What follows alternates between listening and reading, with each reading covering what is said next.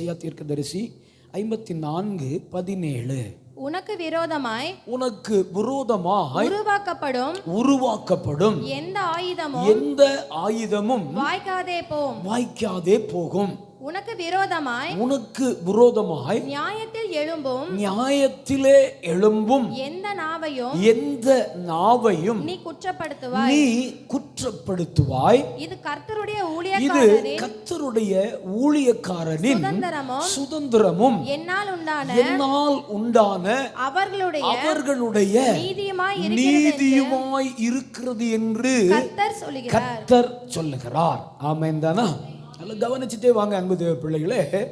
ஏசாயா தீர்க்கதரிசி வழியாக இஸ்ரவேலுக்கு விரோதமாய் எழும்பின ஜாதிகளை பார்த்து, தீர்க்கதரிசிகளுக்கு விரோதமாக, தேவனுடைய ஊழியக்காரர்களுக்கு விரோதமாக, தேவ பிள்ளைகளுக்கு விரோதமாக, தேவ ஜனத்துக்கு விரோதமாக எழும்பி ஒரு கூட்டம் கொக்கரித்து நின்று கொண்டிருக்கும் போது கர்த்தர் ஏசாயா என்கிற தீர்க்கதரிசியை இஸ்ரவேலுக்குள்ளே எழுப்பி, ஆமென், அந்த தீர்க்கதரிசியின் மூலமாக இஸ்ரவேலை ஆற்றுகிற ஒரு அற்புதமான வசனம் இந்த வசனத்துடைய பின்னணி அதுதான். ஆமென். என்ன சொல்லுகிறார்? உனக்கு விரோதமாய் உருவாக்கப்படும் எந்த ஆயுதமும் என்ன செய்யாது? அது வாய்க்காதே போகும். எல்லாரும் சொல்லுங்க, எனக்கு விரோதமாய் உருவாக்கப்படும் எந்த ஆயுதமும் அது வாய்க்காதே போகும். ஆமென். நல்ல கவனிங்க அன்பு தேவ பிள்ளைகளே. நான் ஒரு வார்த்தையை சொல்லி என்னுடைய செய்தியை நான் ஆரம்பிக்கிறேன். கவனிங்க. இந்த உலகமே நமக்கு எதிர்த்து நின்று கொண்டிருந்தாலும் இயேசு ஒரு மனிதனோடு இருந்தால் அவன் ஜெயித்து விடுவான். கைத்தட்டி ஆண்டவருடைய நாமத்தை நான் உணர்கிறேன் இந்த வார்த்தையை. ஆமென். இந்த உலகம் முழுவதும் நமக்கு எதிர்த்து நின்று கொண்டிருந்தாலும் இயேசு நம்மோடு கூட இருப்பார் என்று சொன்னால் நிச்சயமாக ஜெயித்து விடுவோம். காரணம், அவர் வாக்களித்திருக்கிறார். என்ன வாக்களித்திருக்கிறார்? ஜனங்களை பார்த்து, தீர்க்கதரிசியை பார்த்து சொல்லுகிற வார்த்தை, உனக்கு விரோதமாய் உருவாக்கப்படும் எப்பேற்பட்ட ஆயுதமும் அது என்ன செய்யாது? வாய்க்காதே போகும். நான் இன்னொரு வசனத்தின் பக்கமாய் நம்முடைய கவனத்தை திருப்புவோம். யோசுவாவின் புஸ்தகம் 1 அதிகாரம் 5வது வசனத்தை வாசிக்க கேட்போம். யோசுவாவின் புஸ்தகம் 1 அதிகாரம் 5வது வசனத்தை வாசிக்க கேட்போம். அல்லேலூயா. நீ உயிரோடு இருக்கும் நாளெல்லாம் ஒருவனும் உனக்கு முன்பாக எதிர்த்து நிற்பது இல்லை. நான் மோசையோடு கூட இருந்தது போல உன்னோடும் இருப்பேன். நான் உன்னை விட்டு விலகுவதும் இல்லை, உன்னை கைவிடுவதும் இல்லை. ஆமென். கவனிங்க, இந்த வார்த்தைகளோடு நாம் ஒரு சம்பவத்தை பார்க்க போகிறோம். இந்த வாக்களிப்போடு ஒரு சம்பவத்துக்குள்ளே நுழைந்து தேவன் ஒரு மனுஷனோடு எப்படி இருந்தார், ஒரு ஊழியக்காரனோடு எப்படி இருந்தார், ஒரு தேவ ஜனத்தோடு எப்படி இருந்தார், தீர்க்கதரிசியோடு கர்த்தர் எப்படி இருந்தார், தேவனால் மீட்டெடுக்கப்பட்ட ஜனங்கள் மத்தியிலே அவர் எப்பேற்பட்டவராய் இருந்தார், நம்மோடு கூட எப்பேற்பட்டவராய் இருக்கிறார் என்கிறதை இன்றைக்கு நாம் தியானிக்க போகிறோம். அல்லேலூயா. கவனிங்க. ஆமென். ஒரு பொட்டன்ஷியல் லீடர், ஒரு மிகப்பெரிய இஸ்ரவேலின் லீடர் மரித்து போகிறார். ஒரு பெரிய தலைவன், தேவனால் எடுக்கப்பட்ட பாத்திரம், பிறப்பிலேயே தேவனால் முன்குறிக்கப்பட்ட பாத்திரம், பிறப்பிலேயே தேவனால் அறிந்து கொள்ளப்பட்ட பாத்திரம் மோசே. இந்த மோசே ஆமென் மரித்து போகும்போது தேவன் அவனுடைய ஊழியக்காரனாய் இருந்த யோசுவாவை பார்த்து சொல்லுகிறார். நேராய் யோசுவாவிடத்திலே வந்த தேவன் சொல்லுகிறார், யோசுவாவே, நீ உயிரோடு இருக்கும் போது உனக்கு முன்பாக ஒருவனும் எதிர்த்து நிற்பது இல்லை. ஆமென். யோசுவாவை தலைவனாய் மாற்றுவதற்கு முன்பாக, யோசுவாவை அந்த ஸ்தானத்திற்கு கொண்டு வருவதற்கு முன்பாக யோசுவாவிடத்திலே கர்த்தர் சொன்ன வார்த்தை, நீ உயிரோடு இருக்கும் நாளெல்லாம், சொல்லுங்க அந்த வார்த்தையை, நீ உயிரோடு இருக்கும் நாளெல்லாம் உனக்கு முன்பாக ஒருவனும் nobody stand before you. Amen. Nobody stand before you. அப்படினா உனக்கு முன்பாக நீ உயிரோடு இருக்கும் வரைக்கும் உனக்கு முன்பாக ஒருவனும் எதிர்த்து நிற்க மாட்டான் அப்படின்னு சொல்லிட்டு ஆண்டவர் ஒரு வாக்குறுதி கொடுக்கிறாரு. நான் மோசே கூட இருந்தது போல உன் கூடயும் இருப்பேன். ஏன் நல்ல கவனிங்க அன்பு தேவ பிள்ளைகளே, ஏன் ஆரம்பத்திலேயே கர்த்தர் இந்த வார்த்தையை சொல்லுகிறார்? மோசேயை துன்புறுத்தின ஜனங்கள் அவர்கள், மோசேயை இடற பண்ணின ஜனங்கள் அவர்கள், மோசேயை அழ வைத்த ஜனங்கள் அவர்கள், மோசேயின் மூலமாக தேவனை முறுமுறுத்த ஜனங்கள் அவர்கள். அந்த ஜனத்தை பார்த்து, ஆமென், இந்த ஜனத்திற்கு மத்தியிலே என் பிள்ளையாகிய யோசுவா அடுத்த தலைமைத்துவத்திற்குள்ளே வருகிறான், அவனை நான் திடப்படுத்த வேண்டும் என்று சொல்லி கர்த்தர் அற்புதமாய் ஆண்டவருடைய சமூகத்திலே நின்று ஆண்டவர் அற்புதமாய் யோசுவாவை தேற்றுகிறார். ஆமென். அற்புதமாய் யோசுவாவை பயப்படாத. ஏன் என்று சொன்னால், மோசேயை துன்புறுத்தினவர்கள், மோசேயின் மூலமாய் என் நாமத்தை முறுமுறுத்தவர்கள், மோசேயின் மூலமாய் தீமையை நாங்கள் பார்த்துட்டோன்னு சொன்னவர்கள் உன் நடுவிலே இருக்கிறார்கள். அதனால யோசுவா, இந்த ஜனத்தை குறித்து, இந்த சூழ்நிலை குறித்து, எதிர்கொள்ள போகிற பிரச்சனைகளை குறித்து, எதிர்கொண்டு வரப்போகிற காரியங்களை குறித்து, you don't be worry about anything. I will guide you, I will protect you, I will, amen, நான் உன்னை கட்டி எழுப்புவேன். கை தட்டி அல்லேலூயா, ஆமென். இந்த திட்ட மனதோடு கீழே நிறைய பேசுவார். பார்த்தீங்கன்னா, நீ பயப்படாத, நான் உன் கூட இருக்கிறேன், நீ பலன் கொண்டு திட்ட மனதாயிரு. ஏன்னா உன் மனதை சோர்ந்து போக செய்கிற ஜனங்கள் உள்ளே இருக்கிறார்கள், உன் மனதை தோய்ந்து போக செய்கிற ஜனங்கள் உன் நடுவிலே இருக்கிறார்கள், உன் மனதை உடைக்கிறவர்கள் உன் நடுவிலே இருக்கிறார்கள். நீ பலன் கொண்டு திட்ட மனதாயிரு. அல்லேலூயா, ஆமென். நம்மை சுற்றிலும் நம்முடைய இருதயத்தை உடைக்கிறவர்கள் இருக்கிறார்கள். ஆமென். நம்மை உடைப்போர் இருக்கிறார்கள், நம்மை சிதறடிக்க நினைப்போர் இருக்கிறார்கள், நம்மை ஒன்றுமில்லாமல் பண்ண வேண்டும் என்று சிந்தித்துக் கொண்டிருக்க. நான் சொல்லுகிறேன், my name is Abraham Francis, I am a man of God. நான் சொல்லுகிறேன், ஒருவனும் நம்மை ஒன்றும் செய்ய முடியாது. நல்லா கை தட்டிருங்களேன். ஹல்லேலூயா. ஆண்டவருடைய வாக்கு சொல்லுகிறது, நீ உயிரோடு இருக்கும் நாளெல்லாம் ஒருவனும் உன்னை எதிர்த்து நிற்க முடியாது. நான் உங்களுக்கு சொல்லுகிறேன், சபை பிள்ளைகளுக்கு, அது யோசுவாவுக்கு மாத்திரமல்ல, சிலுவையின் மூலமாய் அந்த வார்த்தை எனக்கும் உரித்தாய் இருக்கிறது. சிலுவையின் மூலமாய் இந்த வாக்களிப்பு எனக்கும் சொந்தமாய் இருக்கிறது. Please try to understand the word of God. கர்த்தருடைய வார்த்தையை நன்றாய் உள் வாங்கிக் கொள்ளுங்கள் இந்த கால வேளையில. ஆமென். ஆண்டவர் சொல்றார், பயப்படாத. முறுமுறுக்கிறவர்கள், உன்னை கல்லெறிகிறவர்கள், உன்னை உடைக்கிறவர்கள், ஆமென், உன்னையவே பயங்காட்டுகிறவர்கள் உள்ள இருக்கிறாங்க. நான் உன்னை விட்டு விலகுவதும் இல்லை, உன்னை கைவிடும். என்ன அற்புதமான ஒரு அழைப்பு. அழைக்கும் போது எப்படி, ஆமென், ஒரு இடத்துக்கு ஒருவரை கூட்டிகிட்டு போகிறோம், பயப்படாமல் வாங்க, நான் இருக்கிறேன்ல, அப்படி சொல்கிறோம் இல்லையா? ஒரு இடத்துக்கு சின்ன பிள்ளைகளை கூட்டிகிட்டு போகும்போது, பயப்படாதீங்க, என் கூட வாங்க, நான் உங்களை கூட்டிகிட்டு போகிறேன். That's a good situation. அதான் ஆண்டவர் ஒரு நல்ல சூழ்நிலையை ஃபஸ்ட்டு யோசுவாவுக்கு முன்பாக உருவாக்குறாரு. யோசுவாவுக்கு ஆண்டவர் மேலே ஒரு நம்பிக்கை வர வைக்கிறாரு.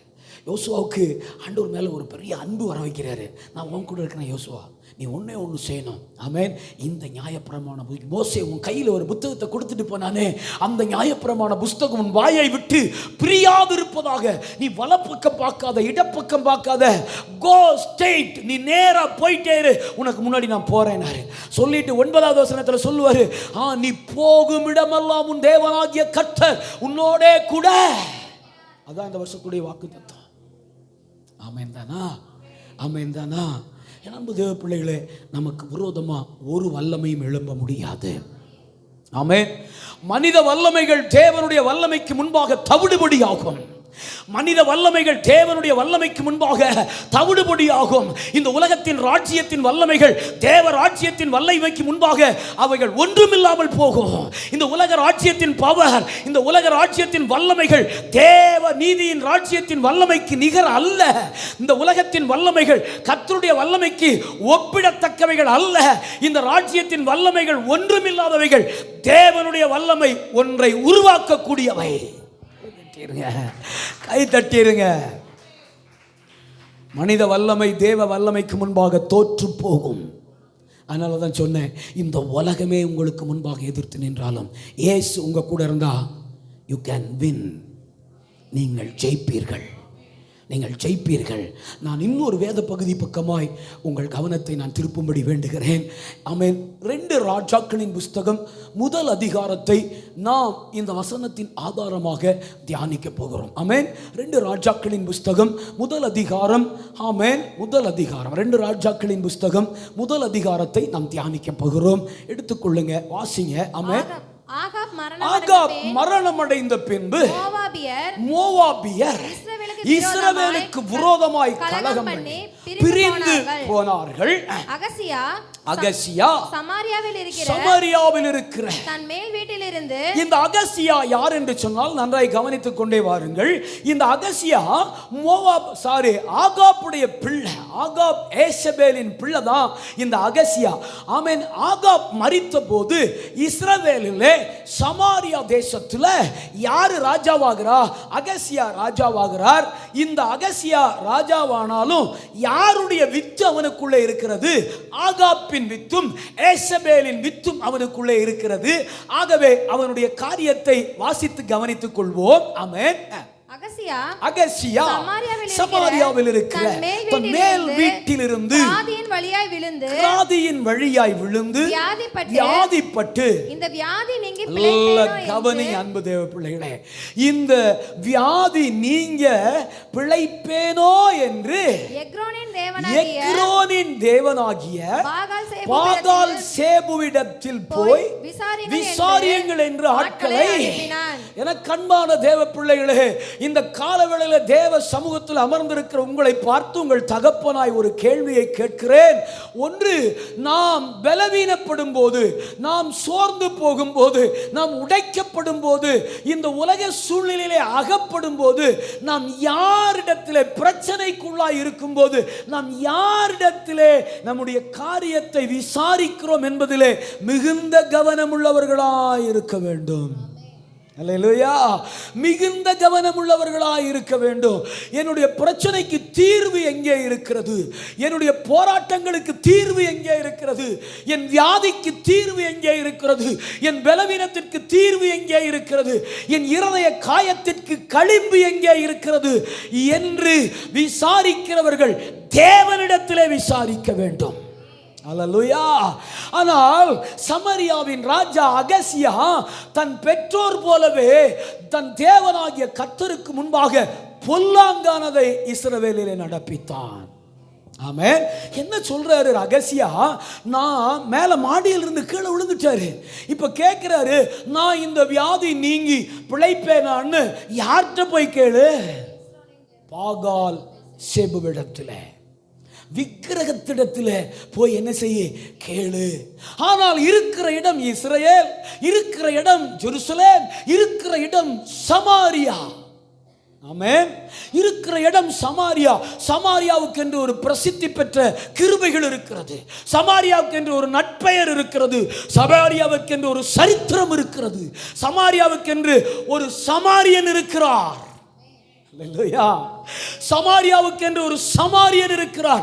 அவரை விட்டு எக்ரோனின் தேவனாகிய பாகால் சேபுவுக்கு, இந்த எக்ரோனின் தேவனை இஸ்ரவேலுக்குள்ளே கொண்டு வந்தது தன் பெற்றோராகிய ஆகாப்பும் எசபேலும். கவனிச்சுட்டே வாங்க. போய் கேட்டுட்டு வா அப்படின்னு சொன்ன உடனே ஆட்கள் புறப்படுறாங்க. கிளவாசிடா. ஆமென். ஆட்கள் புறப்படுறாங்க. கர்த்தருடைய தூதன் திஸ்பியனாகிய எலியாவை நோக்கி, ராஜ்யத்திலிருந்து அரண்மனையிலிருந்து ஒரு குரூப் கிளம்பி எங்க போகுது? எக்ரோனின் தேவனாகிய பாகால் சேபுவிடத்திலே காரியங்களை விசாரிக்க புறப்படுகிறது. அப்பொழுது பரலோகத்திலிருந்து ஒரு தேவதூதனை தேவன் யாரிடத்திலே அனுப்புகிறார்? இஸ்ரவேலின் மிகப்பெரிய தீர்க்கதரிசியாகிய திஸ்பியனாகிய எலியாவிடத்திலே அனுப்புகிறார். நீ எழுந்து சமாரியாவுடைய ராஜாவின் ஆட்களுக்கு எதிர்பட்டு போய், நீ இஸ்ரவேலிலே தேவன் இல்லை என்றா, இஸ்ரவேலிலே தேவன் இல்லை என்றா, நீங்கள் எக்ரோனின் தேவனாகிய பாகால் சேபுவிடத்திலே விசாரிக்க போகிறீர்கள். ஆமென். அநேக நேரத்தில் நம்ம வழி தப்பி நிற்கும் போது, அநேக நேரத்தில் மாற்று இடங்களில் நிற்கும் போது, அநேக நேரத்தில் சுயபலத்தில் எதையாவது செய்யணும்னு நினைச்சுக்கிட்டு இருக்கும்போது, அநேக நேரத்தில் சுய காரியத்தில் சுய நீதியில் எதையாவது செய்யணும், கர்த்தர் சத்தம் கேட்கலையே அப்படின்னு நினைக்கும் போது, எதையோ ஒன்றை தேர்ந்தெடுத்து நிற்கும் பொழுது நிச்சயமாக அநேக முறை கர்த்தர் நம்ம இருதயத்தை வான் பண்ணி இருக்கிறாரு. அநேக முறை தேவன் நம்முடைய இருதயத்தை வான் பண்ணி இருக்கிறாரு. இப்ப நேரா தேவ தூதன் யாரிடத்துல வந்துட்டாரு? எலியாவிடத்துல வந்து எலியாட்ட சொல்றாரு, இஸ்ரவேலிலே தேவன் இல்லையா? ஜோசியக்காரிகளையும் ஆமென் பூஜசாரிகளையும் ஜாதகம் பார்க்கிறவர்களிடத்திலே போகிற நல்ல கிறிஸ்தவர்களே, உங்களுக்கு யார் இல்லையா? தேவன் இல்லையா? சபை இல்லையா? ஊழியக்காரன் இல்லையா? தீர்க்கதரிசி இல்லையா? ஆண்டவர் கேட்கிறாரு. எத்தனை இடத்துல கை ஜோசியம் பார்த்தோம், எத்தனை இடத்துல கிளி ஜோசியம் பார்த்தோம், எத்தனை இடத்துல ஜாதகம் பார்த்தோம், எத்தனை குறிப்பை எழுதி வாங்கிட்டு வந்தோம். உங்களிடத்தில் தேவன் இல்லையா? நம்முடைய பிரச்சனைகளுக்கு தீர்வு ஆமென் பாகால் சேபுவிடத்திலே இல்லை, சிலுவையிலே மரித்த இயேசு கிறிஸ்துவிடத்திலே. நம்முடைய தோல்விக்கு தீர்வு, நம்முடைய ஏமாற்றங்களுக்கு பதில், நம்முடைய தோல்விகளுக்கான பதில், நம்முடைய வியாதிக்கான பதில், நம்முடைய வாழ்க்கையின் சுகம், நம்முடைய வாழ்க்கையின் ஆரோக்கியம், நம்முடைய எதிர்காலத்தின் நிர்ணயங்கள் சிலுவையிலே எனக்காக மரித்த இயேசு கிறிஸ்துவிடத்திலே இருக்கிறது. அல்லேலூயா. என் வாழ்க்கையின் பதில் சிலுவையிலே எனக்காக ரத்தம் சிந்தி என்னை மீட்டெடுத்து பாவ மன்னிப்பின் நிச்சயத்தை தந்த என் இயேசுவிடத்திலே இருக்கிறது. பாகால் சேபுவிடத்திலே இல்லை, எந்த மனிதர்களிடத்திலும் இல்லை, எந்த தலைவர்களிடத்திலும் இல்லை, எந்த பூஜைசாரிகளிடத்திலும் இல்லை, எந்த ஜாதகக்காரரிடத்திலும் இல்லை, எந்த குறி சொல்லுகிறவரிடத்திலும் இல்லை. என் இயேசுவிடத்திலே என் எதிர்காலம் இருக்கிறது. அல்லேலூயா. விளங்குதா உங்களுக்கு நான் சொல்றது? இப்ப எலியாட்ட யார் வந்துட்டா? தேவதூதன் உள்ள வந்து என்ன பேசினார் வாசிடாமே. நான் சீக்கிரமா போறேன். இதனிமித்தம் நீ ஏறின கட்டிலிருந்து இறங்காமல் சாகவே சாவா என்று கர்த்தர் சொல்லுகிறார் என்பதை அவர்களோட சொல் என்றான். நல்ல கவனிங்க. ஆட்கள் புறப்பட்டு அகசியா ராஜாவின் அரண்மனையிலிருந்து ஆட்கள் புறப்பட்டு வந்து பாகால் சேபுவிடத்திலே நான் பிழைப்பேனா மாட்டேனா என்று கேட்டுட்டு வாங்கன்னு சொன்ன அந்த ஆட்களிடத்திலே எலியா குறுக்கிட்டார். எலியாவுக்கு உத்தரவு பண்ணது பரலோகத்தின் தேவனாகிய தூதன். அந்த தூதன் சொல்லி அனுப்பினதை எலியா அப்படியே சொல்லி அனுப்புறாரு. நீ விழுந்த கட்டிலிருந்து எழுந்திருக்க மாட்ட, விழுந்து சாவாய். ஆமென். சொல்லி அனுப்பிட்டாரு. ஆமென். சொல்லி அனுப்பின உடனே அங்க அரண்மனையில என்ன நடந்துச்சுன்னு கவனிங்களேன். அந்த ஆட்கள் அவனிடத்திற்கு திரும்பி வந்தபோது நீங்கள் திரும்பி வந்தது என்ன என்று ராஜாட்ட திரும்பி போயிட்டாங்க. ராஜா கேட்கிறார், ஏன் திரும்பி வந்துட்டீங்க என்ன என்று அவன் அவர்களிடத்தில் கேட்டான். அதற்கு அவர்கள் ஒரு மனுஷன் எங்களுக்கு எதிர்பட்டு வந்து நீங்கள் உங்களை அனுப்பின ராஜாவினிடத்தில் திரும்பி போய் இஸ்ரவேலிலே தேவன் இல்லை என்றார். நீ எக்ரோனிலே தேவனாகிய பாகால் சேபுவிடத்தில் விசாரிக்க போகிறாய். இதனிமித்தம் நீ ஏறின கட்டிலில் இருந்து இறங்காமல் சாகவே சாவா என்று கர்த்தர் சொல்லுகிறார் என்பதை அவனோட சொல்லுங்கள் என்றான் என்று சொன்னார்கள். ஒரு மனுஷன் நாங்க போய்கிட்டு இருக்கும்போது இடைப்பட்டு எங்களிடத்தில் இந்த செய்தியை சொன்னான் அப்படின்னு சொன்ன உடனே ராஜா கோபத்தில் அடுத்த வசனம் அவன் எப்படி இருந்தான்னு சொல்லு. அவன் எப்படி இருந்தான்னு சொல்லுங்க. ஏன்னா எலியாவை முன்னாடியே தெரியும். ஆமென். எலியாவை முன்னாடியே தெரியும். எப்படி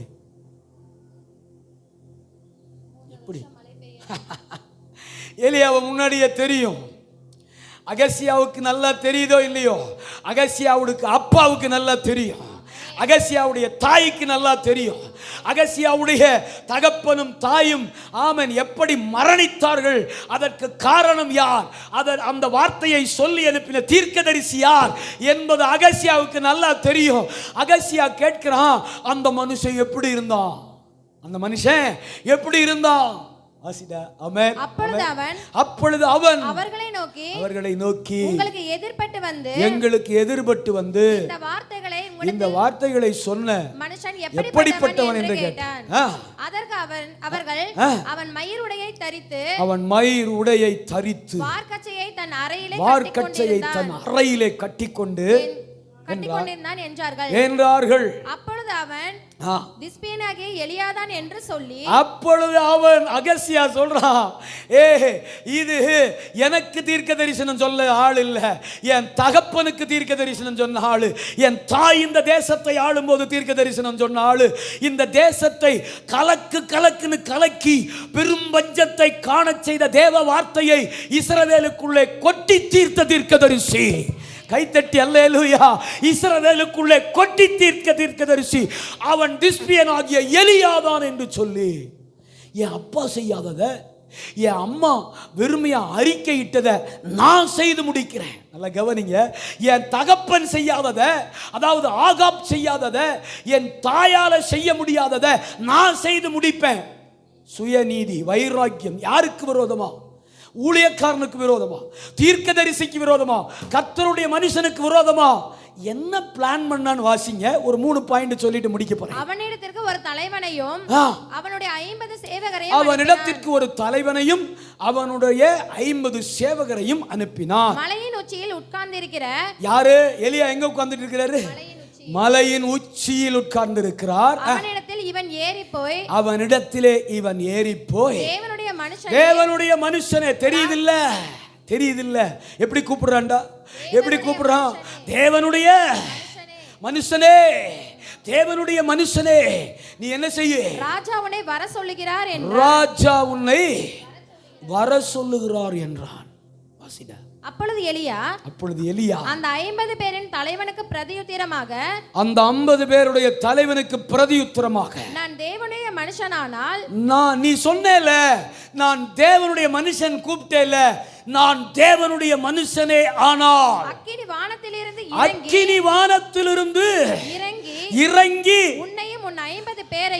உன்னையும் உன் 50 பேரையும் அட்சிக்க கடவது என்றான்.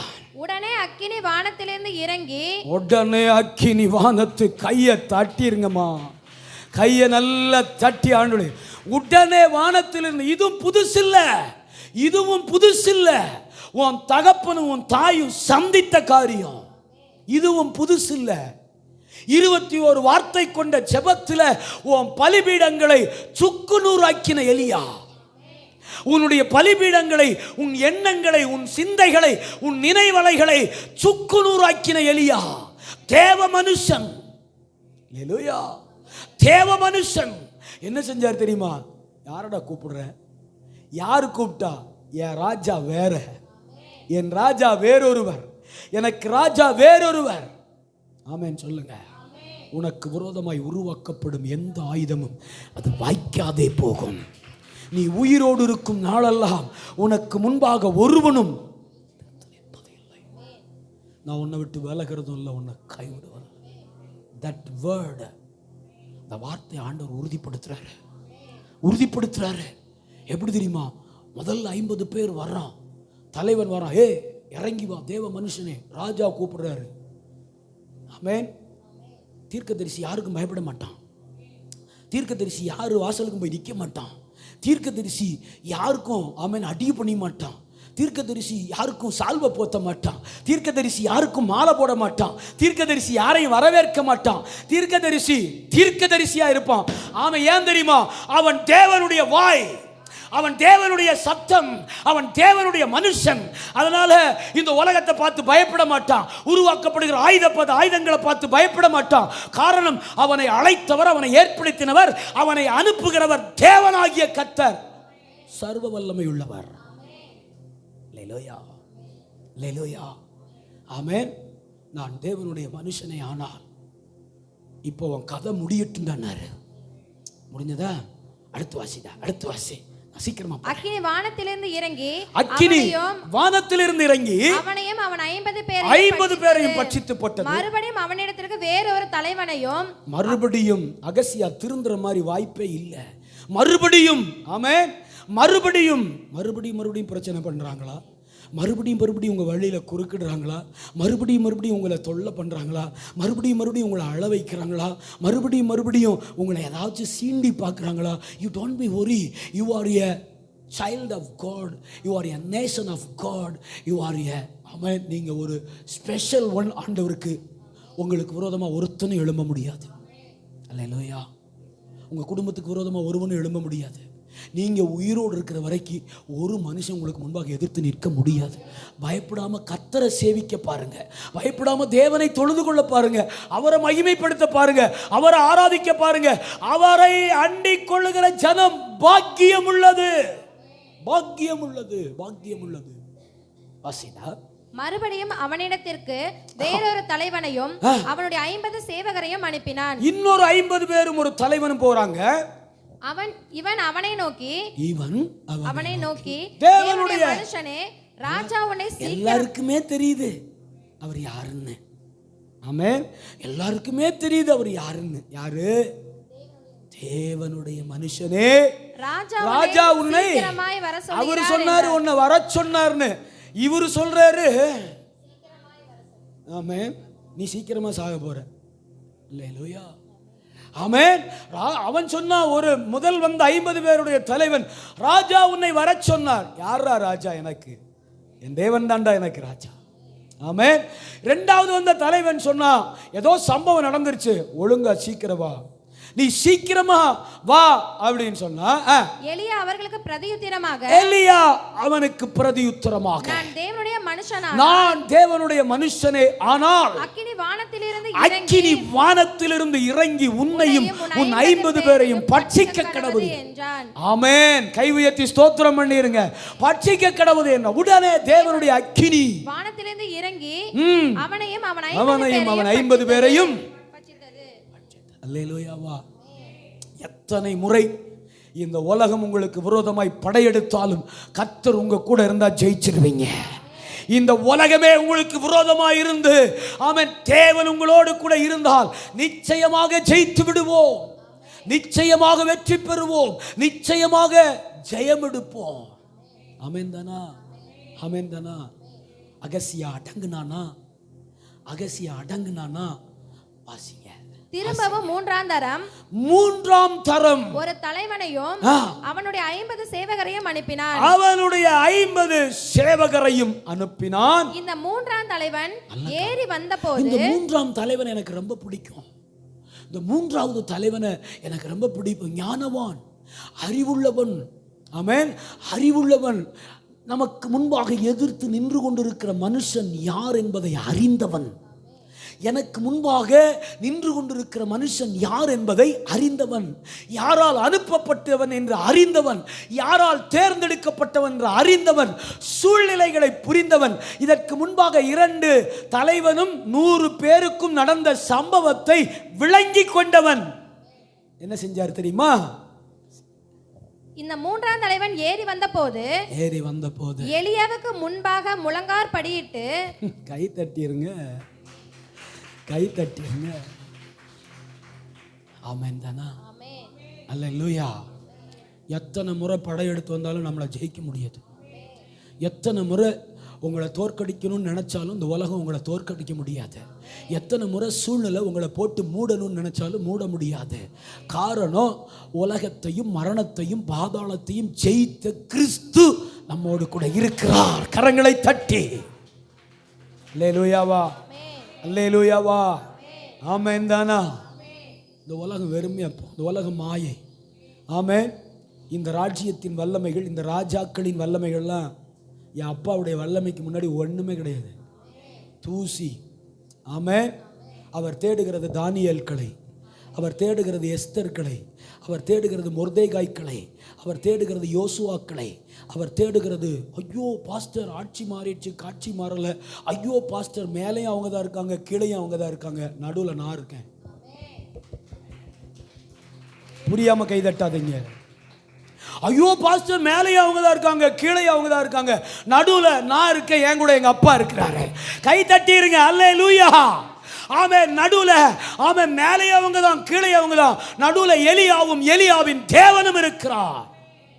ஜெயிக்க முடியாது, ஜெயிக்கலாம் முடியாது. ஆமென்.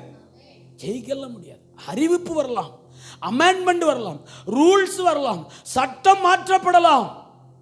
ஆமென். ஆனால் எரிகிற அக்கினி ஜுவாலைக்குள்ளே நான்காம் நபராகவும் வருவதற்கு என் தேவனுடைய வல்லமை அதிக வல்லமை உள்ளது. எதை பார்த்து பயப்படுறீங்க? யாரை பார்த்து பயப்படுறீங்க? கர்த்தர் நம்ம கூட இருக்கிறாரு. சொன்னதுதான். உனக்கு விரோதமாய் உருவாக்கப்படும் எந்த ஆயுதமும். மூன்றாவது நடந்த தலைவன் என்ன செஞ்சாராமா? ஆமென். எலியாவுக்கு முன்பாக முழங்கால் படியிட்டு அவனை வேண்டிக் கொண்டு இப்ப கூப்பிடுறாரு. எப்படி? தேவனுடைய மனுஷனே. தேவனுடைய மனுஷனுக்கு முன்பாக நீங்களும் நானும் எப்படி இருக்கணும்னு வேதம் கற்றுக் கொடுக்குது. கர்த்தருடைய தீர்க்கதரிசிக்கு முன்பாக, கர்த்தருடைய ஊழியக்காரனுக்கு முன்பாக, தேவனால் அழைக்கப்பட்டவனுக்கு முன்பாக எல்லாவற்றையும் விட்டு ஒரு மலை பிரதேசத்திலிருந்து இறங்கி வந்த திஸ்பியனாகிய எலியாவுக்காக இஸ்ரவேலுக்கு தேவனுடைய வாயாய் அக்கினி ரதமாய் இருந்த எலியாவுக்கு முன்பாக சூழ்நிலைகளை விளங்கிக் கொண்ட ரட்சிக்கப்படாத புறஜாதியாகிய ஆமேன் ஆகாப் ராஜாவின் போர்த்தளத்தில் ஆகாப் ராஜ்யத்தின் ஆமேன் ஒரு தலைவனாய் இருக்கிற ஒருவன் தீர்க்கதரிசிக்கு முன்பாக முழங்கால் படியிட்டு அவனை வேண்டிக் கொண்ட தேவனுடைய மனுஷனே என்னுடைய பிராணனும் உமது அடியாராகிய அந்த 50 பேரின் பிராணனும் உமது பார்வைக்கு அருமையா இருப்பதாக. பார்வைக்கு அருமையா இருக்கட்டும். இதோ அக்கினி வானத்திலிருந்து இறங்கி முந்தின இரண்டு தலைவர்களையும் அவரவருடைய 50 சேவகரையும் பட்சித்தது. இப்பொழுதும் என்னுடைய பிராணன் உமது பார்வைக்கு அருமையா இருப்பதாக என்றான். எவ்வளவு பெரிய தாழ்மை, எவ்வளவு பெரிய வேண்டுதல். தீர்க்கதரிசிக்கு முன்பாக, கர்த்தருடைய மனுஷனுக்கு முன்பாக ரட்சிக்கப்படாத ஒரு ராஜ்யத்தின் தலைவன், 100க்கு அதிபதி வந்து நின்று ஆமேன் சூழ்நிலையை விளங்கி கொண்டு ஞானமாய் ஆமேன் முழங்கால் படியிட்டு, தேவனுடைய மனுஷனே முன்னாடி நடந்தது போல எனக்கு எதுவும் நடந்துடக்கூடாது அப்படின்னு வேண்டி முழங்கால் படியிட்டு வேண்டி கொண்ட பொழுது சம்பவம் என்ன தெரியுமா நடந்துச்சு? அப்பொழுது கர்த்தருடைய தூதன்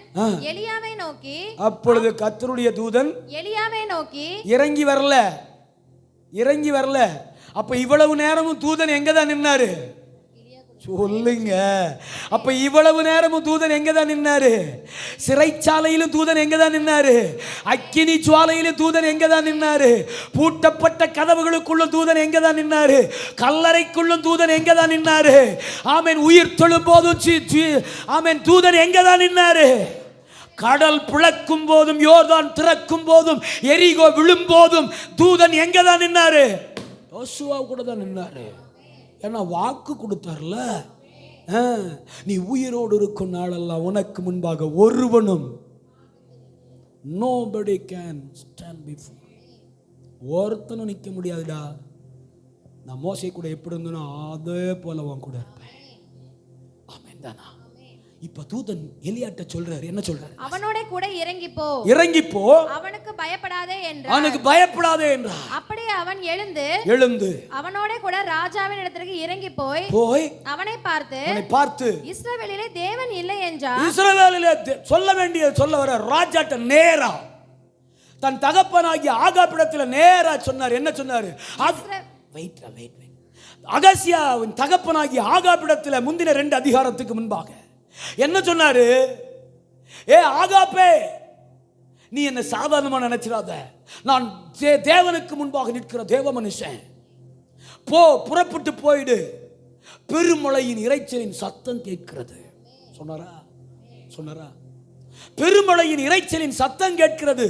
நீ யாருக்கு விரோதமாய் கொடியேற்றுகிறாய்? ஓடிரு, மாட்டிராத. மழையில மாட்டினா காட்டார்ல அடிச்சுட்டு போயிடுவேன், கிளம்பிடான்னாரு. ஆமென். இப்ப அகசியாட்ட தன் ஆகாப்புடைய பிள்ளை அகசியாட்ட சொல்றாரு. என்ன சொல்றாரு? அவனை பார்த்து இஸ்ரவேலிலே தேவன் இல்லை என்றா நீ எக்ரோனின் தேவனாகிய பாகால் சேபுடத்திலே விசாரிக்க ஆட்களை அனுப்பினாய். என்ன துணிச்சல் உனக்கு? எங்கே உட்கார்ந்து கொண்டு சமரியா கர்த்தருடைய தேசம், சமரியா கர்த்தருடைய பட்டணம், சமரியா தேவன் நிற்கிற பூமி. ஆமென். எங்க உட்கார்ந்து நீ என்ன வேலை பார்க்கிற கேட்டார். விசாரிக்க ஆள் அனுப்பினாய். ஏறின கட்டிலிலிருந்து நேருக்கு நேரா நீ ஏறின கட்டிலிருந்து இறங்காமல் சாகவே சாவா என்று கர்த்தர் சொல்கிறார் என்றான். 17வது வசனம்டா. எலியா சொன்ன கர்த்தருடைய வார்த்தையின்படியே இறந்து போனான். அவனுக்கு குமாரன் இல்லாதபடியினால் அவன் ஸ்தானத்திலே யூதாவின் ராஜாவாகிய யோசபாத்துடைய குமாரனான யோராமின் கையை தட்டி பெரிய சரித்திரம். அதுக்கப்புறம் வர்றது பைபிள் ஸ்டடி, பெரிய சரித்திரம். தேவ திட்டத்துக்கு விரோதமா, கர்த்தருடைய தீர்க்கதரிசிக்கு விரோதமா, கர்த்தருடைய சந்ததிக்கு விரோதமா, உங்களுக்கு விரோதமா, எனக்கு விரோதமா எழும்புகிற ராஜ்யத்தில் பிள்ளை இல்லாமல் பண்ணிடுவார். விளையாண்டீங்களா? ஆமென். அடுத்த ஆட்சி கட்டில் ஏறுறதுக்கு ஆள் இருக்காது. ஆண்டவர் பண்ணிடுவார். அல்லேலூயாவா. ஆமென். அப்படின்னா நீங்களும் நானும் ஒரு எலியாவா இருக்கணும்னா, ஆமென், இந்த தைரியத்தோடு எதிர்கொள்ளணும்னா, ஆண்டுடைய வார்த்தை எலியா சொன்ன கர்த்தருடைய வார்த்தை. ஆமென். அவன் இறந்து, வார்த்தையின் படியே அவன் இறந்து போனான். ஆமென். ஆண்டவர் எங்கிருந்து அந்த ராஜாவை எழுப்புறாரு? துதிக்கிற கூட்டத்திலிருந்து, கர்த்தரை ஆராதிக்கிற கூட்டத்திலிருந்து, தேவனை தொழுது கொள்ளுகிற கூட்டத்திலிருந்து, தேவனை தேவன் என்று அறிந்த கூட்டத்திலிருந்து யோசபாத்தை எழுப்புறார். ஆமென். நீங்க நாலாகமத்துக்கு வந்தீங்கன்னா இந்த யோசபாத்து தான் என்ன செய்வார்? இந்த யுத்தம், யோசபாத் தான் சொல்லுவார், இந்த யுத்தம். அப்ப நாம சந்திக்கிற யுத்தம் யாருடையது? நீங்கள் எலியாக்களாயிருந்தால் யுத்தத்தை கர்த்தர் செய்வாரு. நாம் எலியாக்களாயிருந்தால், ஆமென், எலியாவிடத்தில் காணப்பட்ட பிரச்சனை என்ன? நம்ம கற்றுக்கொள்ளக்கூடிய பாடம் என்ன? ஆமென். பிரச்சனை வரும்போது நாம் யாரிடத்தில் பேசுகிறோம், நாம் யாரிடத்தில் போகிறோம்? ஆமென். மனித அதிகாரத்தை தேடியா, தேவ வல்லமையை தேடியா? ஆமென். அல்லேலூயா. ஆமென் தானா? ஆமென்.